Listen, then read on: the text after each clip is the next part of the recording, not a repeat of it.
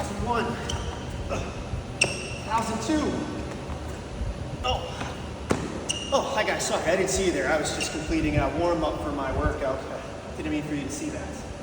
All right, now, we have got our video for Tuesday tomorrow. I'll be posting this later tonight. We have got rope climbs. Now, I want you guys to know we do have a couple new rope climb stations in the gym, so I'm just gonna move the camera around so you can see them.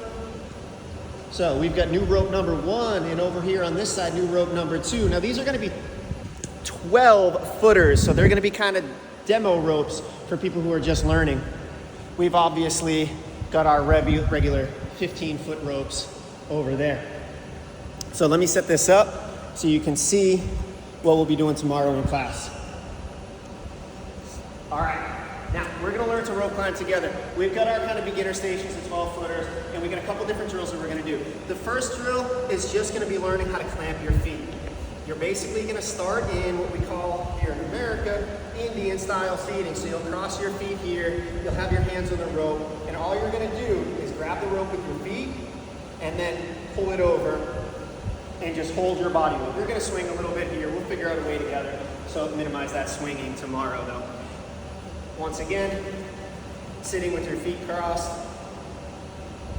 getting your feet here, and then pinching that rope. It's important that you get it on top of this toe box or underneath foot, and then you're just gonna push down, clamp with this front foot here, coming here, and like I said, swinging like a jungle cat. Now let's go over to our other rope here for our second drill. All right, so now that you've learned how to clamp your feet, we're gonna do it from a hanging position. We're gonna do a clamp and hold up. So we'll start from a hanging position here, getting those feet up, and then pulling up so your chest is on the ground, coming back down. The rope will be off the floor a little bit. We can also maybe use some of the longer ropes to help get it a little bit lower to the ground, make it a little bit easier for you. Or let's do this together. All right, and we'll start a little bit more length will make it easier. So coming here, clamp those feet, and then stand. It's not necessarily the pull-up portion. You're gonna use those legs to stand up.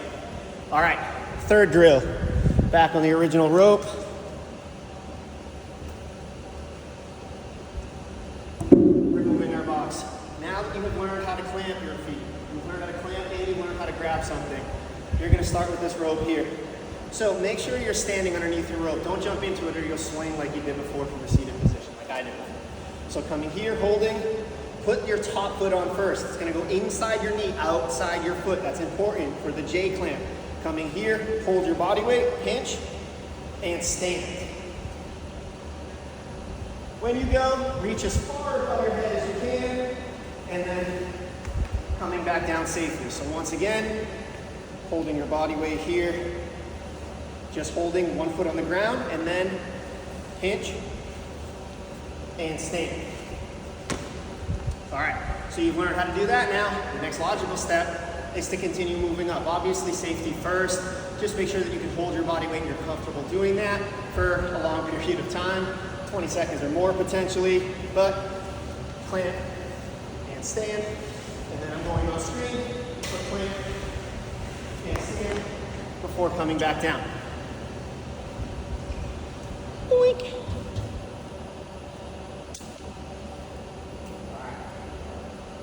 You've mastered rope climb, super easy to use your feet. Next step for those who want to challenge, you can try legless rope climbs. You have to have a really strong grip. You have to have a lot of upper body pulling power as well. When you guys are doing legless rope climbs, it helps to keep your knees up high. Don't let your legs hang as dead weight. So I would start here, knees up,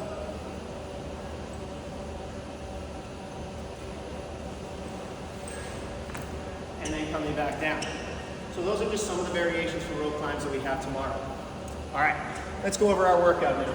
We have got sprint intervals, 2.5 minutes at a time, resting for 1.5 minutes, and we'll be going, let me transfer my workstation.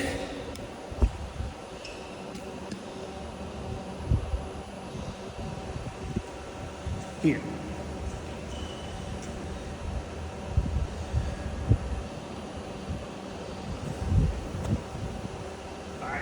So in those 2.5 minutes, we've got all the different levels, RX, intermediate, lifestyle. They're all gonna be at their core the same. You'll row, you'll do jump rope, and you'll finish with toes to bar. Now, with these sprint intervals, you have a buy-in for the row. Whatever distance it is, you should be finishing comfortably in less than a minute, and you shouldn't really have to push that hard. Then for your double unders, RX is going to be 50, intermediate I believe is 15 to 25 depending on your ability level. Lifestyle will be up to 60 single unders depending on how quickly you move through those. Again, you should be able to finish those probably in about 30 to 40 seconds, and you should get almost a minute on the bar for your toes to bar. So if you guys are struggling with double unders, use the lower half of that range, or the lower bottom, maybe 15 or so. If you guys are pretty proficient with double unders, 50 should be done unbroken in probably about 25 to 30 seconds depending on how fast you are. And if you're a good rower, I think RX is 250 meters for men, so you should be able to finish that probably about 52 seconds, give or take, and be able to pick up that rope within about 5 seconds of getting off the rope. Now, when you guys are doing sprints, normally in workouts, I would say you're gonna wanna kind of pause for a split second at the end here, but tomorrow you're gonna wanna get moving, fast cadence the entire time, quick transfer as you come out, set up your rope so you can just grab it and go, and then across the workout, your score is gonna be toes to bar. If you guys are confident with toes to bar, small sets at the beginning. We got 5 rounds of this, you don't wanna hit failure in round 2 or 3. You wanna be able to make sure that all your rounds are relatively consistent. So coming here, making contact every single time. Now, if you guys are still learning toes to bar, underrated and valuable tool that we have, but not enough of you take advantage of, is this steam toe to bar tool. So what this does, it basically just extends the bar, right? And it gives you a target, an actual target to hit that you can feel and then come back. Whereas normally, people might just go like this, down, and then back up, and then they hit another target. So their feet are all over the place. Not so with this. Coming here, making contact, and right back down. Obviously, you can kick with knee raises as well. Coming here, knees up, long legs at the bottom, keeping that kip motion. If you guys are having difficulty with hanging, maybe after the rope line, your hands aren't feeling too good, or maybe you tear or something, hopefully not, we can obviously edit with alternating the ups or anything else. Like I said, your score is this. You should be getting close to a minute every single round, and you'll get not a complete rest, but a pretty close to complete rest, 90 seconds. You should be able to recover pretty well. Small sets, gonna be the way to go. Probably no more than 4 or 5 for most of you guys. That's what I would start off at. If you guys have any questions, you can comment on this YouTube video. You can comment in our social media or our social feed within the app as well. Good luck tomorrow.